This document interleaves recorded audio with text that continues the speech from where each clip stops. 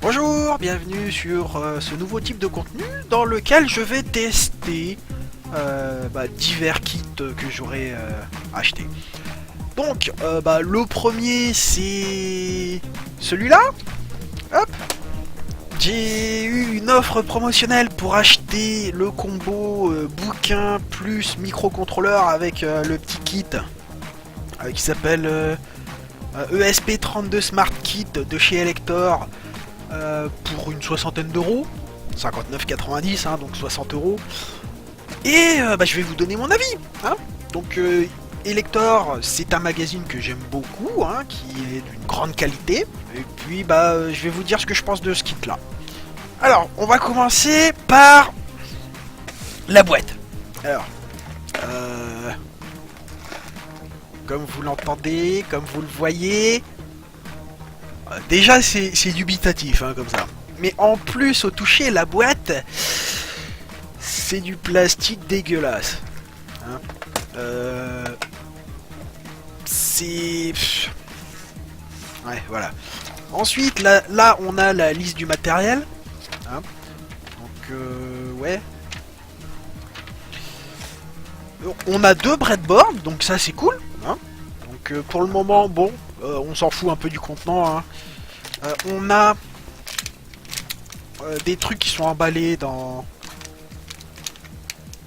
des sachets anti-électricité statique qui ont en plus la capacité de décharger le truc. Ça c'est protection complète. Bon, il n'y a pas de papier bulle, du coup on peut... Va falloir faire attention aux pattes des composants, parce que ça se balade là-dedans. Là on a de la protection anti-électricité statique à nouveau, mais de moins bonne qualité, parce que ça, quand c'est rose, rouge comme ça empêche juste de générer de l'électricité statique par frottement, ça empêche la génération, ça ne protège pas contre les décharges. Contre les décharges, c'est ça et uniquement ça. Voilà. Donc là, on a un écran LCD en communication série. Ici, on a le SP32. Là, on a un microphone, un servomoteur, un câble dont il manque un... enfin, des petits câbles mal, câble Dupont, il me semble que ça s'appelle, dont il manque un des ponts des Dupont. Un petit... on peut appeler ça un clavier, un micro switch. Hop. Ici, on a un... je sais pas comment on appelle ça.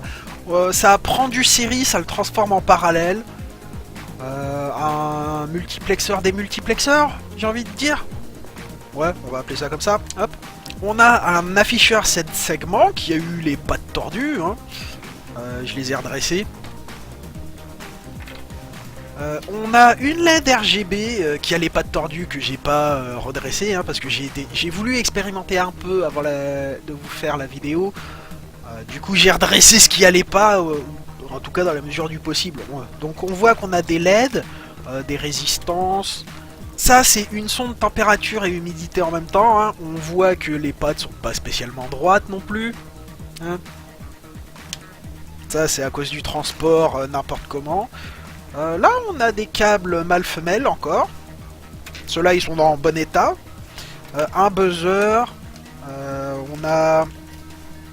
Alors ici ça doit être le transistor et ici une sonde température LM35, il me semble. Le transistor c'est un PNP. C'est sur la notice, enfin sur la liste du matériel ici quelque part. Vous faites pause si vous voulez lire la liste. On a des gros boutons poussoirs, ça c'est bien, j'en ai que des petits. Donc deux gros comme ça c'est cool. Des LED rouges, une LED verte. Le buzzer je crois que je l'ai déjà dit. Et puis une photorésistance que vous voyez les pattes, je vous laisse imaginer la gueule des autres pattes des autres composants. Ça c'est une résistance que j'ai utilisée, que j'ai pliée, normal. Hop là. Donc on remet tout ça là-dedans. Donc le packaging est assez bof, on va dire. Niveau protection, il n'y a que lui qui est à peu près bien emballé.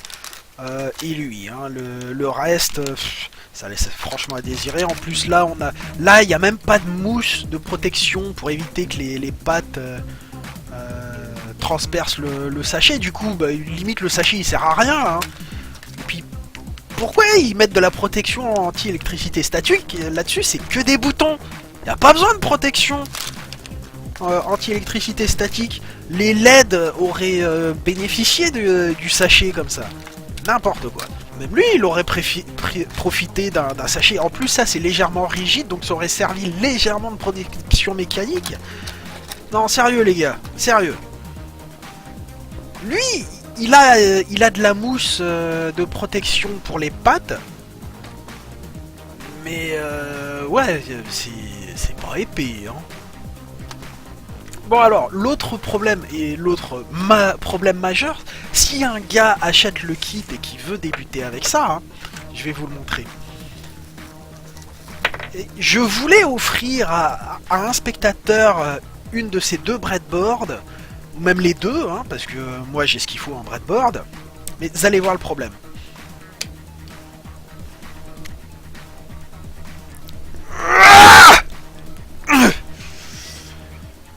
Ça ne rentre pas. Ça ne rentre pas. Hein, je vais...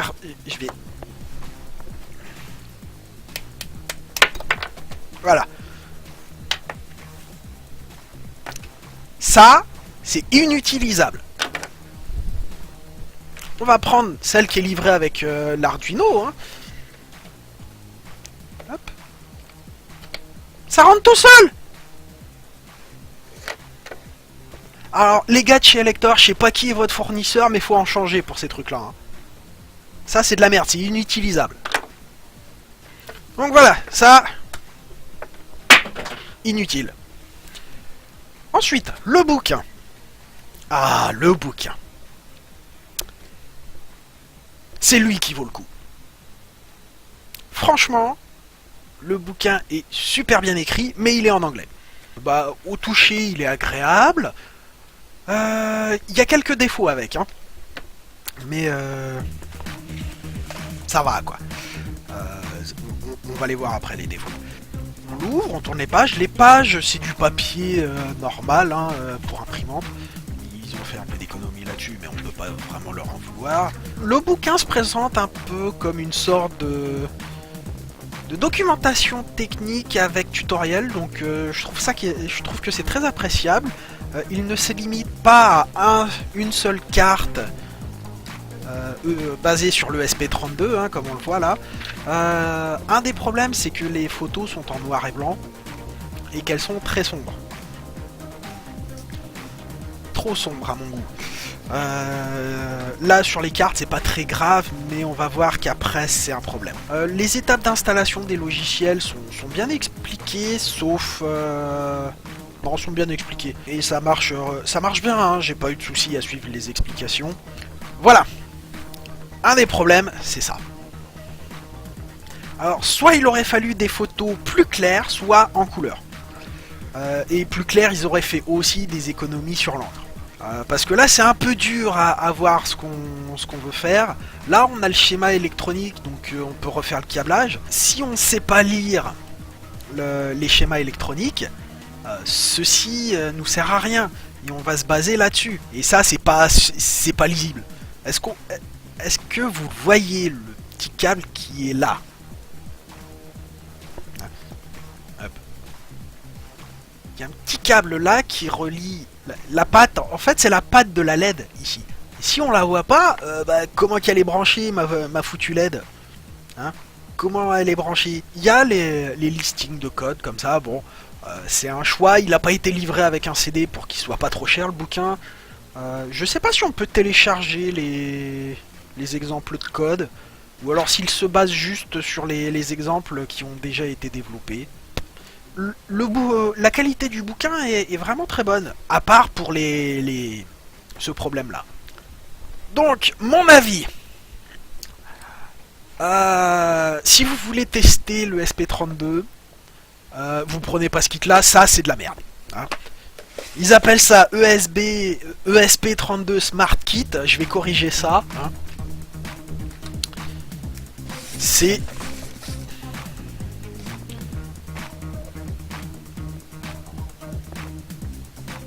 Hop là, le SP Dumb Kit. Non, sérieux les gars. Alors j'adore Elector, ils ont un super contenu. Ils ont même une boutique dans laquelle on peut se procurer du matos qu'on peut pas se procurer ailleurs.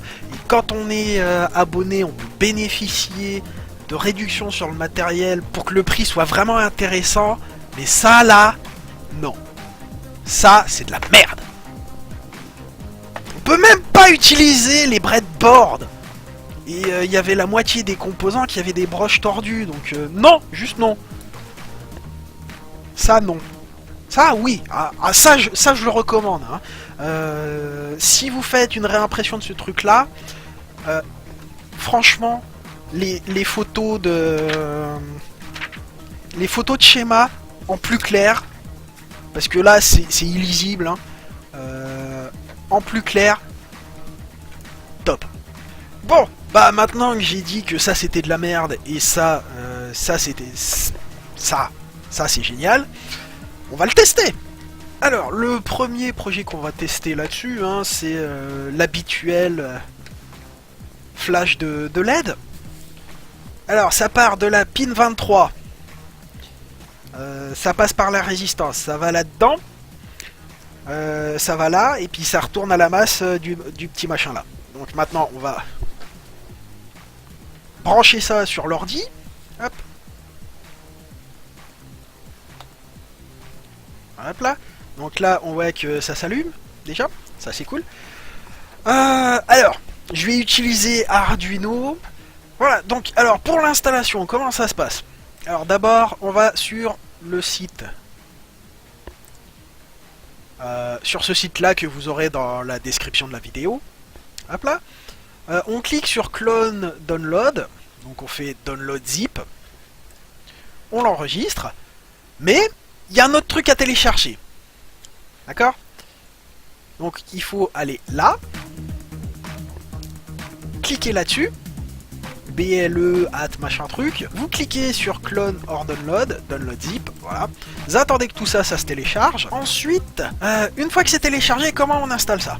Alors la première chose, c'est que vous allez dans votre dossier, là où vous avez installé Arduino. En général, pour ceux qui n'ont pas fait d'installation bizarre, vous allez dans C, Program Files, Arduino, voilà. Et vous allez dans ce dossier-là, voilà. Donc là, vous créez un dossier expressif, avec nouveau, dossier, hop, vous marquez expressif. Donc une fois qu'on a notre dossier expressif, on va dans là où on a, dans le dossier où on a télécharger nos bidules juste avant. Dans votre dossier, vous avez en principe ces deux trucs là. Donc ce que vous faites, c'est que vous faites clic droit, hop, extraire ici, pof, on attend, hop là. Ensuite, on fait la même chose pour l'autre, extraire ici, hop. Une fois qu'on a fait ça, on va là-dedans. On va dans librairie. On voit qu'on a BLE. Et là-dedans, il n'y a rien. C'est normal. Il est là notre BLE, donc qu'est-ce qu'on fait? On prend tout ça, on fait un copier, on retourne là, hop, on va dans notre dossier librairie BLE, hop, clic droit, coller, voilà. Une fois que ça c'est fait, on retourne à Ardu, on fait, hop, on renomme, on enlève le master, on fait un copier. On va dans Hardware, expressif, on va là, on fait clic droit, coller. Une fois que c'est fait, on peut démarrer Arduino, hop. Alors, une fois qu'on a Arduino d'ouvert, donc on a ça qui est déjà ouvert de base, mais ça c'est pas grave. On va dans Outils. Moi, ma carte, elle est sur COM3. Comment on sait pour savoir sur quel COM il est, hein? Donc, on va dans Gestionnaire de périphériques. En faisant un clic droit sur le bouton démarrer sur Windows 10, ça marche aussi jusqu'à 7 normalement, sauf Windows 8 qui n'a pas de bouton de démarrer. Alors on va là, et on voit que là on a un truc avec un nom bizarre. C'est lui, c'est COM3. Voilà. Donc une fois qu'on a fait ça, on sait que c'est comme 3, on va outils, comme port, carte en comme 3, on va, hop, et on prend ce truc là. Ensuite on regarde en bas à droite, et on voit ça. C'est tout à fait normal, et c'est cool. Maintenant, il n'y a plus qu'à prendre le code ici, à recopier en fait, tout simplement. Donc tout ce qui change, c'est ça, donc, alors... Donc on va déjà vérifier qu'il n'y a pas de problème hein, avec notre code. Bon, erreur de compilation. Qu'est-ce qu'il nous dit? Alors, si jamais vous tombez sur ce message d'erreur quand vous essayez de compiler, ce que vous allez, c'est que vous allez dans ce dossier-là, vous faites clic droit ici, exécuter en tant qu'administrateur. Vous allez vous retrouver avec cette fenêtre-là. Il faut attendre que ça passe. Hein. Ok? Donc je vous retrouve dès que c'est fini. Bon, nous revoilà après avoir résolu la petite erreur là. Hein. Donc, bah, on est prêt a priori pour tester déjà. Hop, on vérifie. Voilà, ça a été modifié, ça compile.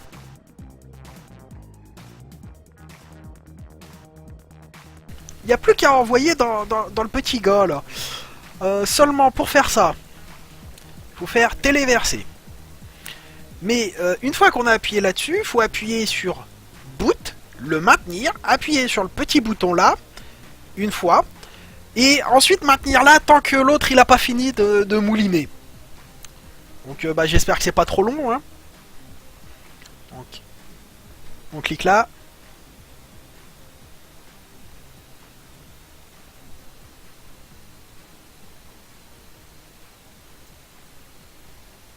Et ça ne marche pas. On va réessayer.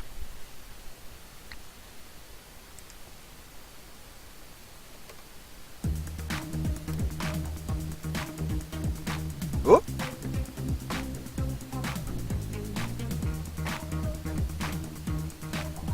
Ah ah! Ça y est, ça a marché. J'ai pas compris comment j'ai fait, mais ça a marché. Peut-être qu'il fallait juste appuyer pour redémarrer le machin. Ah, voilà, ça marche. Voilà. C'est cool. Après, bah, y a plus qu'à faire le reste du bouquin pour apprendre comment ça se code le machin. Sachant qu'avec l'environnement Arduino, d'après le bouquin, on n'a pas accès à toutes les fonctionnalités du ESP32, ce qui est compréhensible. Hein. Mais ça sera pour quand j'y serai. Ce qui veut dire dans relativement longtemps. Voilà. Donc, mes recommandations. Si vous voulez faire un peu de Wi-Fi, Bluetooth, avec un truc un peu plus costaud, que vous voulez passer à un microcontrôleur un peu plus costaud que l'Arduino, je recommande pas ce truc-là, hein, le Elector Dumb Kit SP32, non, ça non. Par contre, vous achetez une carte basée sur le SP32, celle-là, plus qu'une autre, on s'en fout. Vous prenez ce bouquin-là et vous êtes bon. Ça c'est recommandation, ça c'est recommandation, ça c'est non. Trop de saloperies. Il y a du bon là-dedans, hein. Mais non, les breadboards, elles sont dégueulasses, quoi. On peut pas les utiliser. Donc si vous voulez vous acheter ça pour en plus profiter de ces machins-là, là, non, ça marche pas. Ces trucs-là, on peut pas enfoncer ça dans le machin. Hein. Voilà. Donc ça oui, ça non. Donc bah, j'espère que ça vous a plu, que vous avez appris quelque chose. Et bah, si ce genre de vidéo vous plaît, je vous dis à bientôt pour un prochain kit. À bientôt!